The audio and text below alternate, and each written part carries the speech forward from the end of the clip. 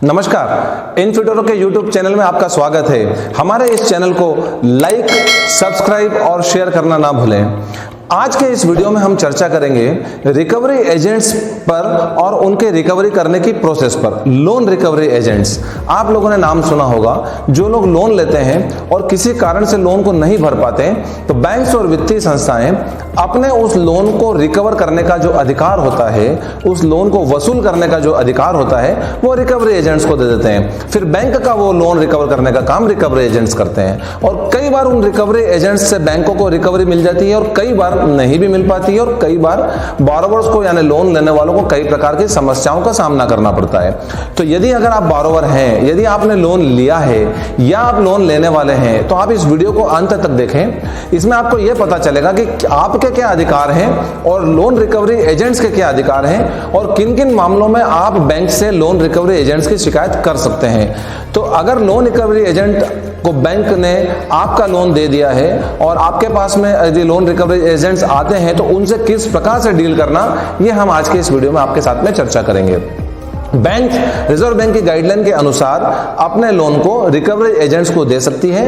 वो एक fixed charge पर भी हो सकता है और एक फिक्स्ड परसेंटेज कमीशन पर भी हो सकता है। यानी लोन रिकवरी एजेंट जितना पैसा आपसे वसूल करके, जितनी किस्तें आपसे वसूल करके बैंकों को या एनबीएफसी को देंगे, उसके आधार पर एक फिक्स परसेंटेज वो आपसे चार्ज करते हैं, जो आपके अकाउंट में डेबिट कर दिया जाता है। यानी अल्टीमेटली लोन रिकवरी एजेंट को दिए जाने वाले कमीशन का जो भार होता है, प्रभार होता है, वो आप ही पर आता है। तो अव्वल तो हम ये कोशिश करें कि जितना हो सके जल्दी बैंक की किस्तों को चुका दें और किसी कारण से, आर्थिक परिस्थितियों के कारण से या किसी मुसीबत के कारण से अगर हम नहीं चुका पा रहे, तो घबराने की जरूरत नहीं है। लोन रिकवरी एजेंट्स कभी भी आपसे अवैध तरीके से वसूली नहीं कर सकते। उन्हें रिजर्व बैंक ऑफ इंडिया की पूरी गाइडलाइन को फॉलो करना पड़ता है। तो उसके पूरी रिकवरी प्रोसेस होती है, एक ड्यू प्रोसेस होती है, पूरी गाइडलाइन होती है। जो रिकवरी एजेंट की जो गाइडलाइन को रिजर्व बैंक ऑफ इंडिया ने बता रखा है, उनको निर्देशित कर रखा है, उससे बाहर जाकर वो आपसे वसूल नहीं कर सकते। इस पूरी रिकवरी प्रोसेस में, रिकवरी एजेंट के द्वारा रिकवर की जाने वाली रिकवरी प्रोसेस में सबसे ज्यादा परेशानी जो होती है वो कर्जदारों को होती है। बे टाइम कॉल कर देना, बिना समय कॉल कर देना, बिना परमिशन के घर पे आ जाना, छुट्टी वाले दिन पर में भी परेशान करना, बार बार कॉल करना, अलग अलग नंबर से कॉल करना, विभिन्न प्रकार की जो परेशानियां होती हैं वो बोरोवर्स को या ऋण लेने वालों को सहन करना पड़ती है, भुगतना पड़ती है। इन सब परेशानियों से बचना है आपको, तो आपको आपके अधिकार पता होना चाहिए। रिकवरी एजेंट आपको कभी भी बे टाइम पे कॉल नहीं कर सकता। वो कभी भी आपको बिना टाइम से मिलने के लिए नहीं बुला सकता। आपको आपके इन अधिकारों के प्रति सजगता रखना पड़ेगी। रिकवरी एजेंट आपके साथ में अभद्रता नहीं कर सकता। किसी भी प्रकार की अभद्रता, अपशब्दों का प्रयोग या गाली गलौज का प्रयोग आपके साथ में नहीं कर सकता।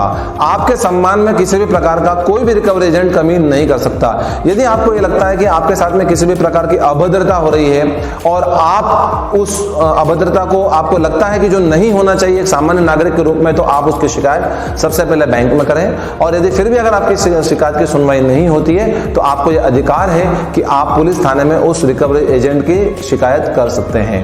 आपके साथ में अभद्रता किसी भी प्रकार से कोई भी रिकवरी एजेंट नहीं कर सकता है। ये ऐसी guideline reserve bank of India की है। इसके बाद में आपका यह अधिकार भी है, आप सबसे पहले यह सुनिश्चित कर लें कि वाकई में वो रिकवरी एजेंट जेन्युइन है कि नहीं है। क्या उसको बैंक ने ड्यू प्रोसेस से अपॉइंट किया है, नहीं किया है। यदि आपके पास में इस किसी भी प्रकार की रिकवरी के लिए किसी रिकवरी एजेंट का फोन आता है, किसी रिकवरी एजेंसी का फोन आता है, तो सबसे पहले सुनिश्चित करें आप उसको अपॉइंट करने का लेटर देख लें, उसकी अथॉरिटी देख लें, उसका नाम पता कंफर्म कर लें और उससे ये कंफर्म कर लें कि उसके पास में आइडेंटिटी कार्ड है या नहीं।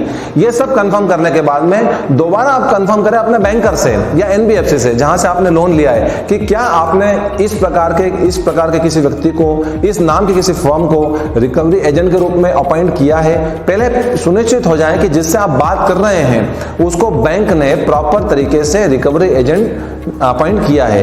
कई फेक, झूठे, फ्रॉड रिकवरी एजेंट भी घूम रहे हैं जो आपसे किस्तें ले जाएंगे और अपने पास में रख लेंगे। वो किस्तें बैंक तक भी नहीं पहुंचती क्योंकि उनको बैंक ने अपॉइंट नहीं किया होता है। और ऐसे मामलों में बैंक को भी नहीं पता होता है कि कोई व्यक्ति हमारे नाम से, अनजान व्यक्ति फ्रॉड करने के लिए किसी बोरोवर के पास में चला गया है। तो सावधान रहिए और सतर्क रहिए। सबसे पहले सुनिश्चित कीजिए कि क्या उसको रिकवरी एजेंट को बैंक ने प्रॉपर्ली अपॉइंट किया है, आप उसका आईडी चेक कीजिए, उसकी पहले आइडेंटिटी को सुनिश्चित कीजिए, उसके बाद ही आप उसके साथ में किसी भी प्रकार का डीलिंग करना स्टार्ट करें, उससे बात कीजिए। एक बात का और ध्यान रखिए, आपको आपका recovery agent reserve bank of India की हाल ही में जारी हुई गाइडलाइन के हिसाब से सुबह 8 बजे के पहले और रात को 7 बजे के बाद में कॉल नहीं कर सकता है, आपसे संपर्क नहीं कर सकता है। आपके पास में पूरा अधिकार है, आप उसको प्रेम से बताइए, आपको इज्जत के साथ में आप उसको समझाइए कि आप मुझे जब भी कॉल करें तो सुबह 8 बजे के बाद में और शाम को 7 बजे के पहले कॉल कीजिए। उसके बाद में उनको रिकवरी एजेंट्स को आपको कॉल करके पैसा वसूल करने का कोई अधिकार नहीं है।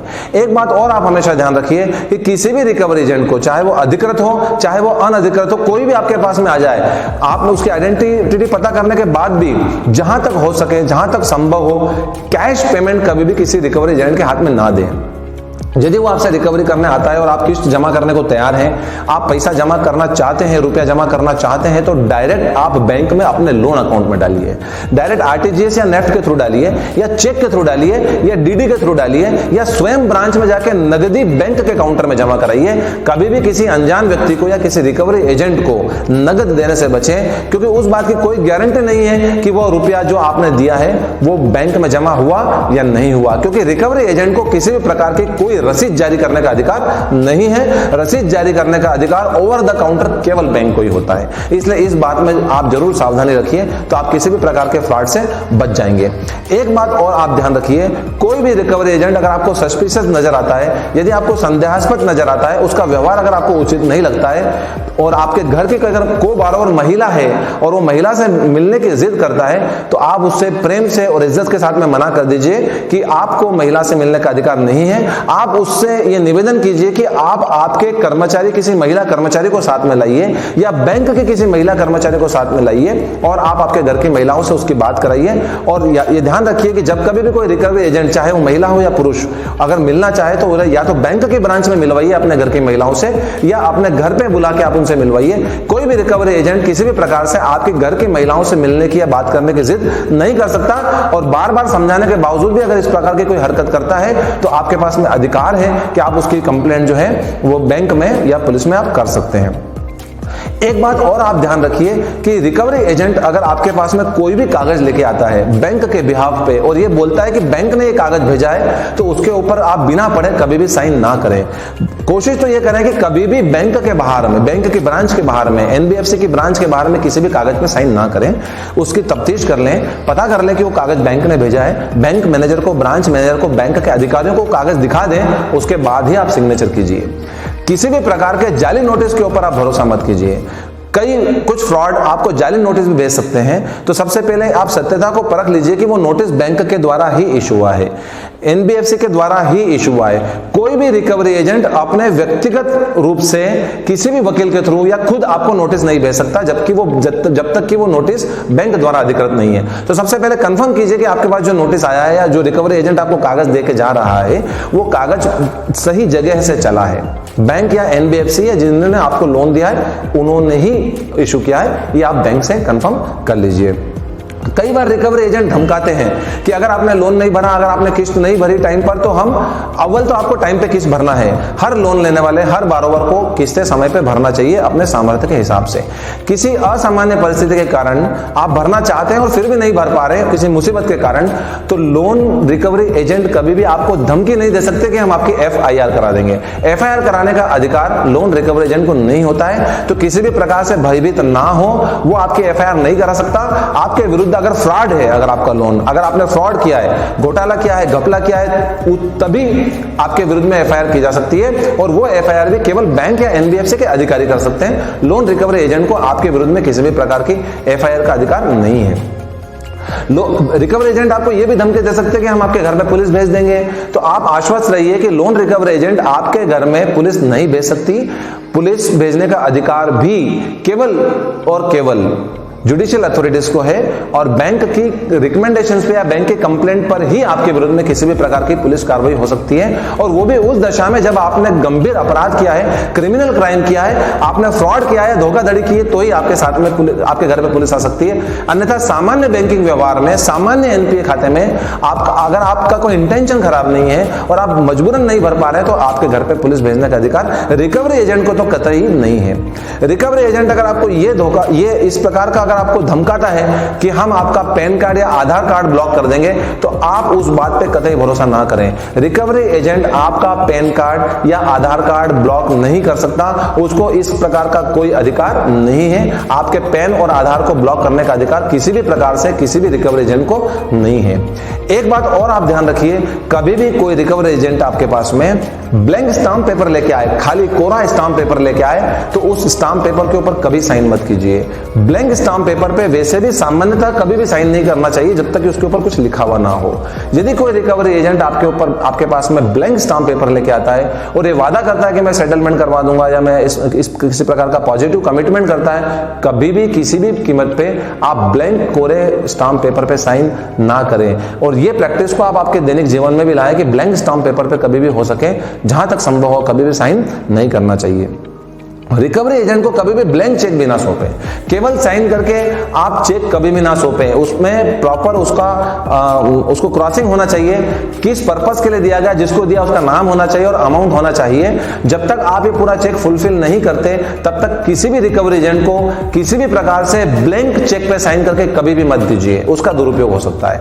ब्लैंक चेक आपको बैंक में भी नहीं देना चाहिए जब तक आपने क्रॉस नहीं किया है, और रिकवरी एजेंट को भी आपका ब्लैंक चेक कभी नहीं सौंपे। ब्लैंक चेक कभी किसी को मत सौंपिए। फिर अगर मान लो आपको रिकवरी एजेंट किसी अनजान जगह पे मिलने को बुलाता है कि आप इस जगह पे आ जाइए, मिल के बात करते हैं, किसी अनजान जगह पे किसी भी रिकवरी एजेंट से मिलने के लिए मत जाइए। आप रिकवरी एजेंट से निवेदन कीजिए कि आपके ऑफिस, घर या व्यावसायिक स्थान पे आए, या आप किसी बड़े प्रतिष्ठित होटल या रेस्टोरेंट में उससे मिल सकते हैं, या बैंक के ब्रांच में आप जाके मिलिए। किसी अनजान जगह पे किसी भी रिकवरी एजेंट से मिलने ना जाए, हो सके तो घर की महिलाओं को भी आप लेके ना जाए। प्रॉपर प्रोसेस से आप उससे मिलिए, विधिवत आप उससे मिलिए, उससे आप बात कीजिए और मामले को सुलझाइए। रिकवरी एजेंट को रिकवरी करने का अधिकार है, बैंक ने अगर दिया है तो वो प्रॉपर आपसे रिकवरी कर सकता है। ड्यू प्रोसेस से गाइडलाइंस को फॉलो करके रिकवरी प्रोसेस कर सकता है, उसको रिकवरी करने का अधिकार है। परंतु किसी भी रिकवरी एजेंट को आपको डराने, धमकाने, आपके प्रति अभद्र व्यवहार करने, आपके साथ में धोखाधड़ी करने का अधिकार नहीं है। इसलिए अपने अधिकारों के प्रति सजग रहिए, सतर्क रहिए। जहां तक हो सके, जंबा हो सके, जितना जल्दी आपके पास में रुपया आ जाए, बैंक का पैसा तुरंत लौटाइए, एनबीएफसी का पैसा तुरंत लौटाइए, बैंक के ब्रांच में जाके पैसा जमा कराइए। किसी भी प्रकार से किसी भी रिकवरी एजेंट के हैरेसमेंट का शिकार ना हो। और इसी प्रकार के वित्तीय और व्यवसायिक मामलों के अच्छे वीडियोस के लिए, नए अपडेट्स के लिए, नई जानकारियों के लिए आप हमारे इस YouTube चैनल के साथ में जुड़े रहिए। हमारे इस YouTube चैनल को सब्सक्राइब जरूर कीजिए, लाइक भी जरूर कीजिए और शेयर भी जरूर कीजिए। धन्यवाद।